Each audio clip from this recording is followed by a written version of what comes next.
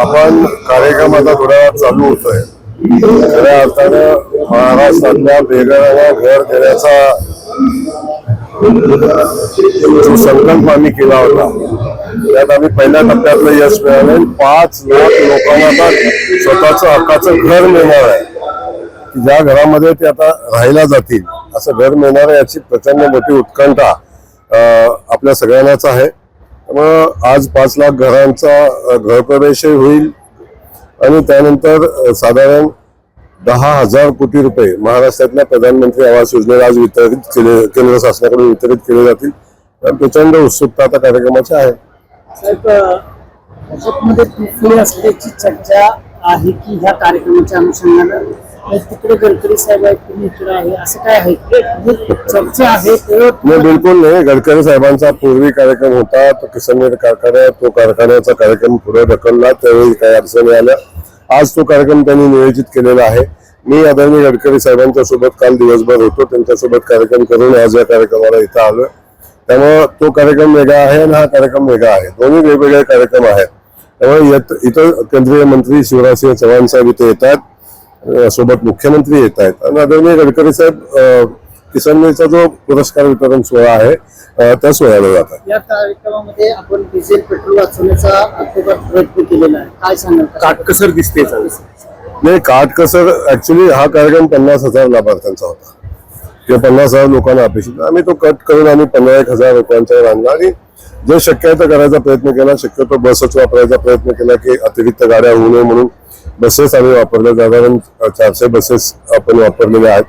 तर शेवटी जरी पैसे द्यायला लागले तर शेवटी शासनाच्या तिजोरीतच ते पैसे पुन्हा येतील अशा पद्धतीची व्यवस्था केलेली आहे. त्यामुळे प्रयत्न तर केलेला आहे की शेवटी कार्यक्रम या सूचना यायच्या अगोदर ठरलेला होता. त्यामुळे थोडीशी अडचण झाली, बुकिंग झालं होतं, मंडप झालं होतं, बाकी पैसे जर दिलेच होते तर कार्यक्रम करणं अपेक्षित होतं म्हणून कार्यक्रम करतो.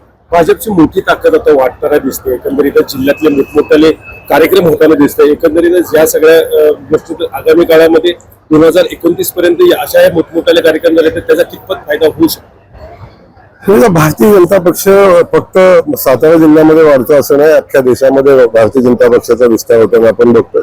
आणि सातारा जिल्हा एक यशवंतराव चव्हाण साहेबांच्या विचाराचा जिल्हा आपण सगळ्यांनी बघितलेला आहे. त्या जिल्ह्यामध्ये आता यशवंतराव चव्हाण साहेबांचे विचार भारतीय जनता पक्ष पुढे घेऊन जातोय अशी लोकांची मानसिकता झालेली आहे. तर लोक आता भारतीय जनता पक्षासोबत जोडतात आपण बघतोय आणि मला खात्री आहे की येणाऱ्या कालखंडामध्ये भारतीय जनता पक्षमय जिल्हा होताना आपल्याला दिसेल. जयकुमार गोरे आणि मकरंद अमांचं जुळलंय का? आमचं जुळायला आमचं वाकडच नाही आहे. काय मला मुळात काय जुळतं कधी फाटलं असलं तर आमचं कधी फाटलेलंच नाही. आमच्या मध्ये काय मतभेदच नाही. म्हणजे आम्ही पक्ष म्हणून वेगवेगळे आहोत.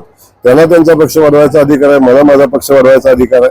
त्यामुळे पक्ष वाढवण्याच्या अधिकारात आमची लढाई कधी मध्ये होते, पण सरकार होणार एकत्र आहे. आमदार महेश शिंदे सुचनेचे आमदार मात्र आपल्या भाजपच्या पदाधिकाऱ्यांनी मुख्यमंत्र्यांची स्वागताचे पोस्टर लावले, त्याच्यावरती त्यांचा फोटो पाहायला मिळतो. असं नाही, आपण सगळ्याच नेत्यांचा फोटो बघतो. आपण महायुतीमध्ये एकमेक आम्ही सोबत आहोत, पण शेवटी फ्लेक्स लावताना कुणी कुणाचा फोटो टाकावा, जो फ्लेक्स छापतो त्याचा अधिकार आहे. त्यामुळे आपण त्याच्या अतिरिक्त बोलणं उचित नाही. मुख्यमंत्री एकनाथ शिंदे बिलकुल कार्यक्रमाचं निमंत्रण त्यांना दिलं होतं, पण आपण पाहतो की सगळ्यांचे व्यस्त कार्यक्रम असतात. कदाचित येथील काही कन्फर्मेशन अजून आलं नाही, परंतु प्रत्येकाने अगोदर कार्यक्रम ठरवलेले असतात. शिवराजसिंह चव्हाण साहेबांनी 15 तारीख दिल्यामुळे आम्हाला हा कार्यक्रम घ्यायला लागला. आपल्या राज्याच्या व्यवस्थेवर वेळेवर कार्यक्रम नाही ठरला, केंद्रीय मंत्री मोदयांच्या वेळेवर कार्यक्रम ठरलाय. त्यामुळं आज पुण्याची डीपीडीसी ऑलरेडी पूर्वी डिक्लेअर झालेली आहे. त्यामुळे डीपीडीसीला पालकमंत्र्यांना असणं अपेक्षित आहे. अशा काही अडचणी आहेत. बिलकुल असणार, त्यांचं स्वागत आहे आणि ते येणार आहेत कार्यक्रमात.